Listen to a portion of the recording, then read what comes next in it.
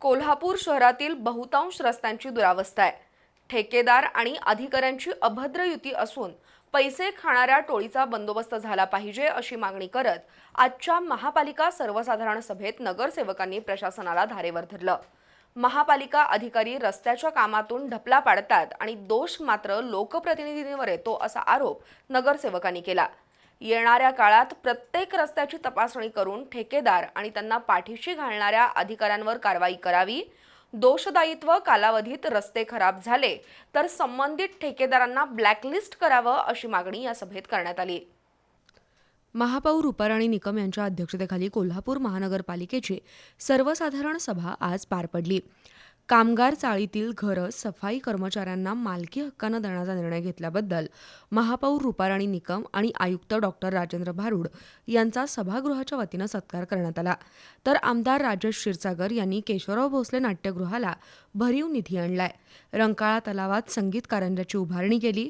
महापालिकेच्या रोजंदारी कर्मचाऱ्यांना कायम करण्यासाठी पाठपुरावा केला. याबद्दल आमदार राजेश क्षीरसागर यांच्या अभिनंदनाचा ठराव करण्यात आला.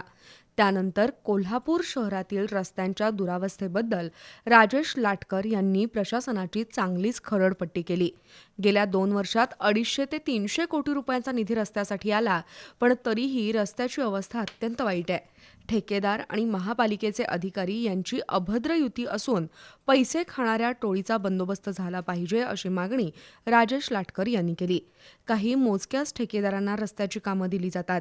शिवाय निकृष्ट दर्जाचं काम होतं. अशावेळी शहर अभियंता, अतिरिक्त आयुक्त, सहाय्यक आयुक्तांची जबाबदारी काय आहे अशी स्पष्ट विचारणा लाटकर यांनी केली. येत्या 15 दिवसात शहरातील सर्वच रस्त्यांची तपासणी करून रस्त्याच्या कामात पैसे खाणाऱ्या दरोडेखोरांवर कारवाई करावी अशी मागणी लाटकर यांनी केली. कोल्हापूर शहराच्या प्रत्येक प्रभागात पाणी गळती आहे. रस्त्यात खड्डे आहेत. मग अधिकारी करतात तरी काय असा प्रश्न महापौर रुपाराणी निकम यांनी उपस्थित केला. रस्त्यासाठी किती कोटी रुपये आले, त्यामध्ये डांबरी किती आणि काँक्रीटचे रस्ते किती झाले याची माहिती द्यावी अशी मागणी शारंगधर देशमुख यांनी केली. सर्व ठेकेदारांची येत्या आठवड्यात बैठक घेऊ आणि दोषी ठेकेदारांना ब्लॅकलिस्टमध्ये टाकू असं आश्वासन आयुक्तांनी दिलं. शहर अभियंता, अतिरिक्त आयुक्त रस्त्याच्या कामाकडे लक्ष देत नाहीत. आयुक्तांनी स्वतः रस्ते कामाची पाहणी केली तर ठेकेदारांवर वचक बसेल असं प्राध्यापक जयंत पाटील यांनी सांगितलं. रस्त्याच्या दर्जामुळे शहरातील आमदार खासदार बदनाम होत आहेत. यापुढे रस्ते कामातील निकृष्ट दर्जाबद्दल संबंधित ठेकेदाराला ब्लॅकलिस्ट केलं पाहिजे असंही प्राध्यापक जयंत पाटील यांनी सांगितलं. कोल्हापूर शहरात महिलांसाठी स्वच्छतागृहांची गरज आहे असं दीपाली घाटगे यांनी सांगितलं.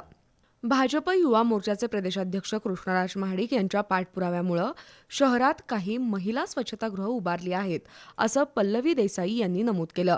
लवकरच आकांक्षा प्रकल्पातून शहरात आणखी 8 ठिकाणी स्वच्छतागृह उभारण्याचं नियोजन असल्याचं शहर अभियंता रमेश मस्कर यांनी सांगितलं. शहरातील भटक्या कुत्र्यांच्या प्रश्नावर पल्लवी देसाई आक्रमक झाल्या.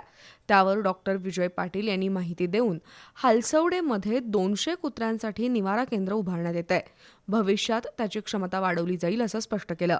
झाडाच्या धोकादायक फांद्या तोडण्यासाठी बूम मिळत नसल्याची तक्रार जयश्री चव्हाण यांनी केली.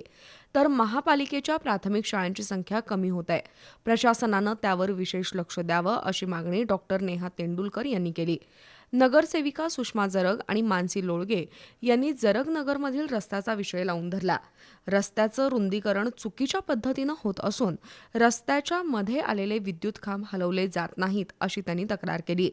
टाकाळा खणीसाठी अंबाबाई मंदिर आराखड्यातून 60 लाख रुपये द्यावेत अशी मागणी सृष्टी जाधव यांनी केली. कचरा उठावासाठी टिप्पर गाड्या वेळेवर येत नसल्याची तक्रार अनेक नगरसेवकांनी केली. दरम्यान शहरातील कचरा उठाव, साफसफाई करण्याचं काम खासगी एजन्सीकडे देण्याचा प्रस्ताव आहे असं आयुक्तांनी स्पष्ट केलं. धूर फवारणीसाठी फॉगिंग मशीनसाठी लागणाऱ्या डिझेलमध्ये काळाबाजार होत असल्याचा आरोप नगरसेवक अमर समर्थ यांनी केला. त्यातून दरवर्षी 30 ते 35 लाख रुपयांची डिझेल चोरी होत असल्याचं समर्थ म्हणाले. पंचगंगा हॉस्पिटलमधील प्रसूती झालेल्या मातांना जेवण देण्याचा ठेका गेले 6 महिने बंद आहे. त्याबद्दल अनुराधा खेडकर यांनी नाराजी व्यक्त केली. तर नेहरू नगर विद्यालयात शिक्षक, शिक्षकेतर कर्मचाऱ्यांच्या नावापुढे जातीचा उल्लेख केल्याचं सांगून प्रवीण सोनवणे यांनी स्कूल बोर्डचे अधिकारी आणि उपायुक्त किरणकुमार धनवडे यांना धारेवर धरलं. जातीयवाद पसरवणारे असे बोर्ड ज्यांनी लावलेत त्यांच्या निलंबनाची कारवाई करण्याचं आश्वासन आयुक्तांनी दिलं. एकूणच रात्री उशिरापर्यंत सुरू असलेल्या महापालिकेच्या आजच्या सर्वसाधारण सभेत अनेक विषयांवर वादळी चर्चा झाली. त्यातून नेमकी काय फलनिष्पत्ती होणार हे लवकरच स्पष्ट होईल.